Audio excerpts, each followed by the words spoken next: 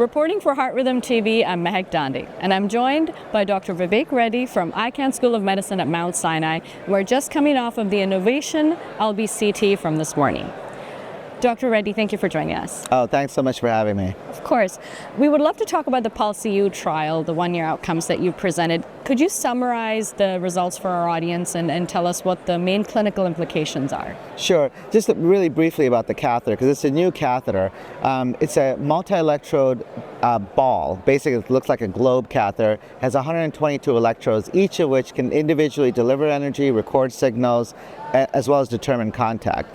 We had previously used it in a first-in-human study to show that it could work, and we learned some tricks based on that initial experience. And so the Pulse-EU trial was a single-center, single-arm trial of just over 40 patients, so it's not a very large trial. On the other hand, I think it was a very focused trial because we were able to basically take patients, we did PV isolation in some of the persistent patients, because half and half paroxysmal persistent. So in some of the persistent patients, we also did some posterior wall ablation and mitral isthmus ablation, though again, that was a very small subset. And what we learned from the trial was that when we did 3-month remapping procedures, so protocol-driven procedures, we had very high durability in terms of PV isolation. And when we looked at the 1-year clinical outcomes on the Kaplan-Meier curves, we have successes about in the 80% for both of them.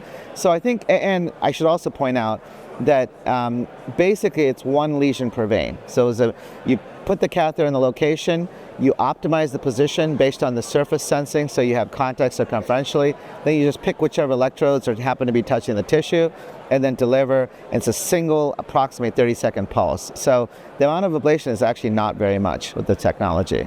Gotcha. And in terms of how much ablation, as you were mentioning, the efficacy and the ease of use of PFA is one of its boons, and sometimes one wonders if that could also be a curse. Like, there's so much ease of use. Do you think that conventional wisdom says ablate as little as possible or needed in order to avoid more scar, more ATs? Do you think that we might see a shift in the paradigm of how much ablation is happening on the left atrium? Yeah, and unfortunately, I think we're seeing it already.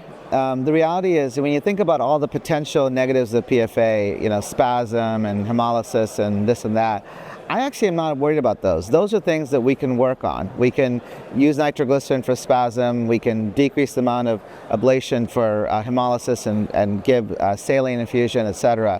I'm most worried about the red left atrial syndrome, right, where you ablate so much. And the problem is, you know it. You can have procedures where they're difficult, you're not able to do what you want, and you just keep ablating, and suddenly, 10 minutes later, because it doesn't take very long, you've ablated most of the atrium.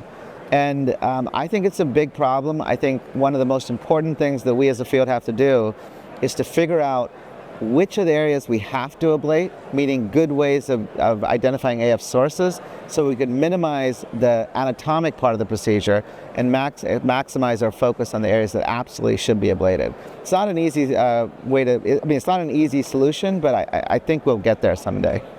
Yeah, especially in our long-standing persistent patients where beyond the veins, if you're doing a redo, the veins are not connected, then where do you go from there? Yeah, then it becomes much harder. Then you are going to see a lot of red atria, I think. Yeah, we're seeing more technologies come out during this scientific meeting as to what could guide those, in addition to PVI, what areas we could go after. So hopefully that'll reveal some answers in the future. But thank you very much, Dr. Reddy, for your time and for all your work. Thank you. And for more coverage for the late-breaking clinical trials exclusively on Heart Rhythm TV, follow us on YouTube and Twitter.